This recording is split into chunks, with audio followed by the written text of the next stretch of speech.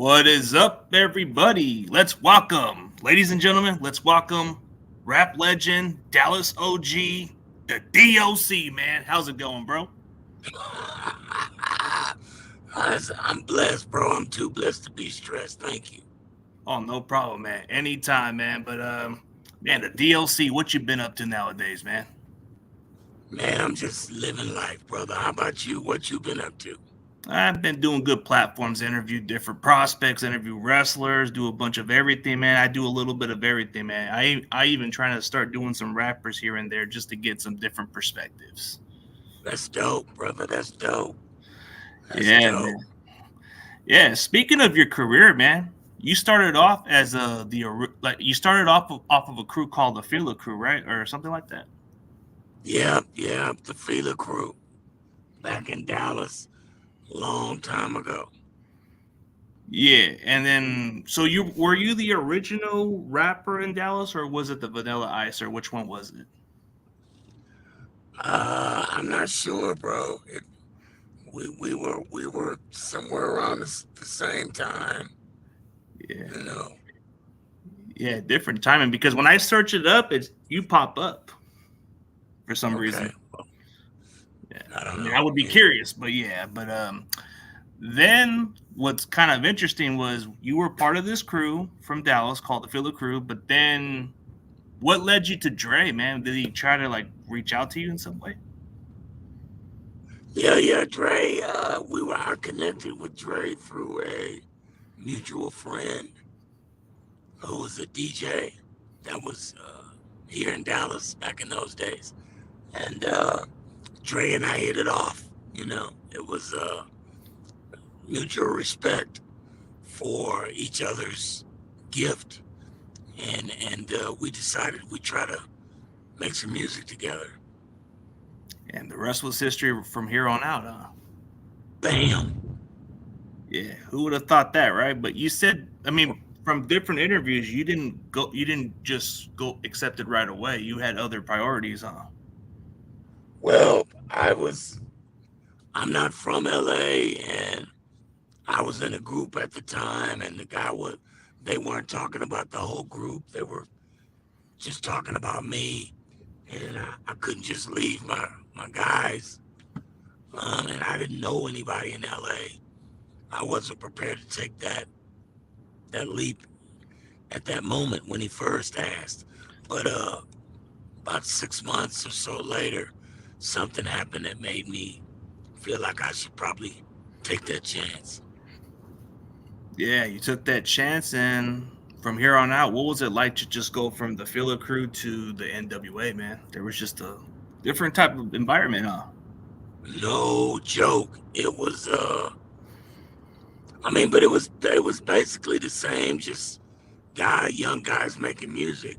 But LA was a lot different than the Texas that I was raised in. You know, it was night and day from the way I had grown up because I wasn't a street guy or I wasn't into any of that kind of stuff.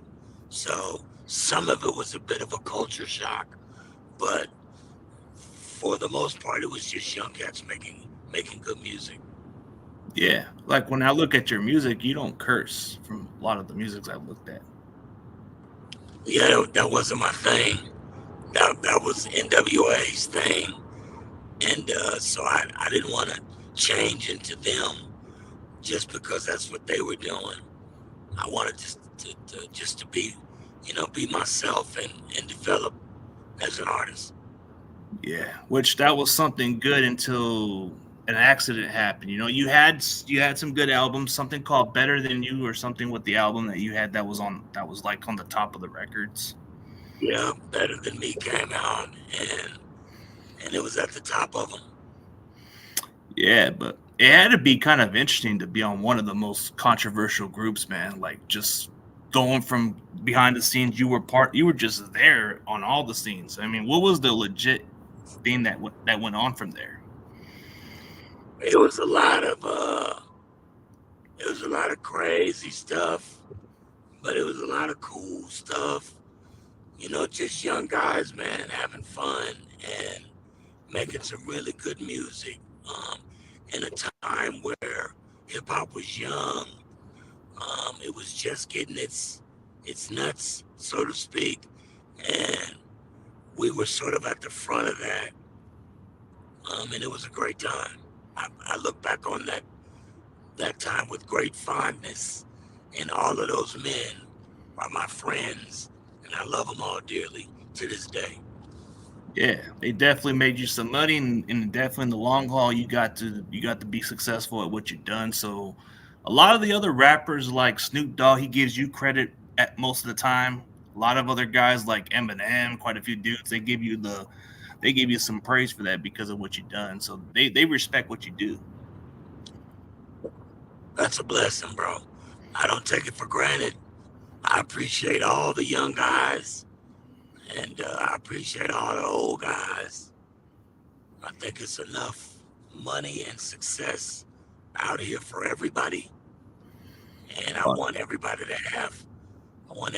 to have their share of success, which is why I'm doing your show. oh I yeah. want you to have your I want you to have your share of success. Yeah, I appreciate that, man. It's like, I try to do a lot of what I look at, man, and I want to bring more of a different platform. I feel like bringing guys from other cultures and stuff kind of gives me different perspective. And so when you went from the Ruthless record, what was it behind the scenes with Easy? Was he kind of like the most difficult guy, or was he kind of like a really chill dude? Yeah, he was a real chill dude. But just FYI, if you're gonna interview these guys, you should do some homework on them. You know, you should like it would it would be a better interviewer if you did more homework. That would make your questions better. That would make the way you arrange your questions better. That would make the information in your questions more relevant and correct. And it would probably serve your whole podcast better because if you do the homework, it means you give a damn about the content you're chasing and you're not just doing something just to be doing it. Nah, passion wise. I mean, if you look at the way how Easy was like a trailblazer in his own right, man, he kind of paved the way. But then Dr. Dre was just a guy that produced great lyrics and a lot of good stuff. But what was the direction from going to Death Row, man? Because you went from Death Row, which was a notorious group, but it was like one of them badass groups right there, man. Yeah, it was everybody was, and then there was, man, look, if I had to be honest, if I'm being honest, Yeah. it was crazy. And then there was all of this other stuff that you had to deal with, you know. And so it was a mess, but it got better towards the end. Stuff just really went haywire. But, that's life.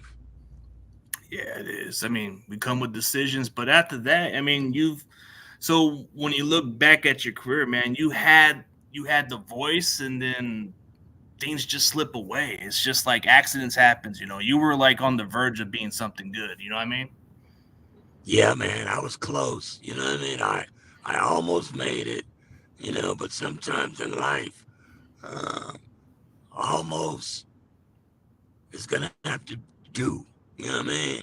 You almost you almost cross the finish line first, but sometimes you just have to cross the finish line, you know, and still win.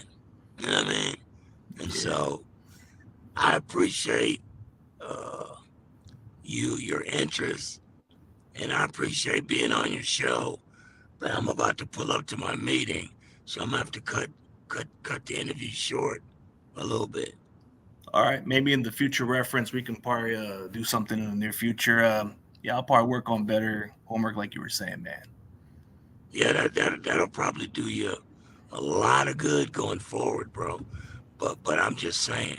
But anyway, thanks for reaching out, bro, and God bless and good luck going Uh, forward.